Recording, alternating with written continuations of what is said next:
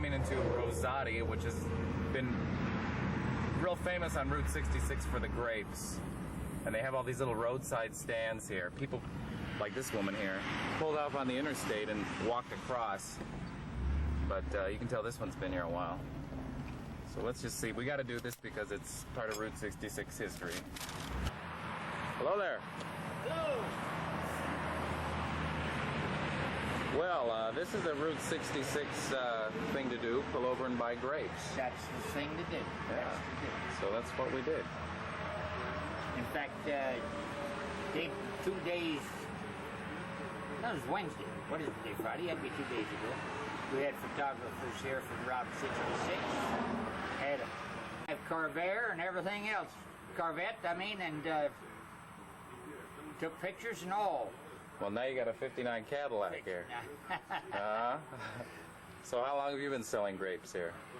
Or lugging stuff out to them? Well, I'll put it this way. Let's see, I built the first stand here 8 years right on this spot. I don't need, but not out of this stand. The first year was just a little red shed, then I built a stand that's across the road now. Then 2 years ago, we built this bigger one. I was reading that the Highway Commission is real upset about you guys doing this because people have to like traipse off. 2 years ago, they tried to stop it. Yeah. But within 15 minutes after they put the law, it was reclined. Oh, is that right? Yes, sir. The governor says no way. That's You're right. going to stop a 3-month industry that has been there for 50, 60, 75 years. There you go. Of course, we sold on this road right here. Right here. And then when they moved out there, all right, we stayed back there. There's the state line out there, so we stayed back behind it. And no, this is well, it's like the truckers say, this is the only place in the whole United States that you can stop on the interstate and get out and buy something. Isn't that funny? That's why we did it. We've been doing it. We started in California, and we're doing everything that, that's Route 66, everything. Yep. I got a question for you. Would you be familiar if this is like all run down, if it's fallen down or not, if it's still there, the buildings or anything? If you're familiar with Sullivan?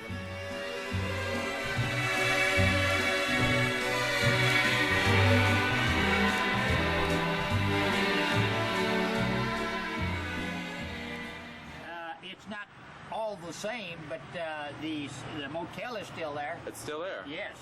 Okay, yeah. I see. What I like is we like to find the old postcards and go back to the same place and see what it looks like. It's back off of the road. In fact, it's further. Well, not a whole lot further than what this is, but you can't get to it like you could here.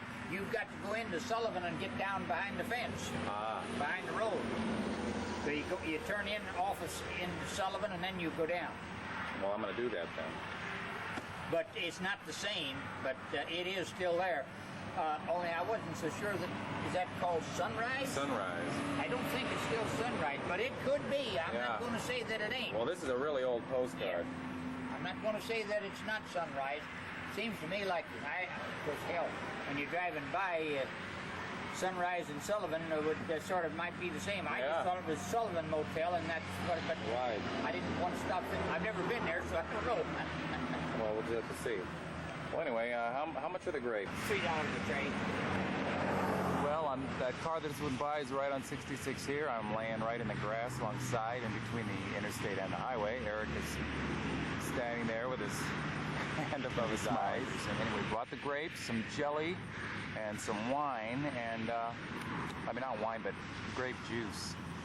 And boy, those grapes are mighty tasty. Anyway, we're on to hit the road. The next few towns, Cuba, Sullivan, Bourbon, those are up on the way, so we're going to do it.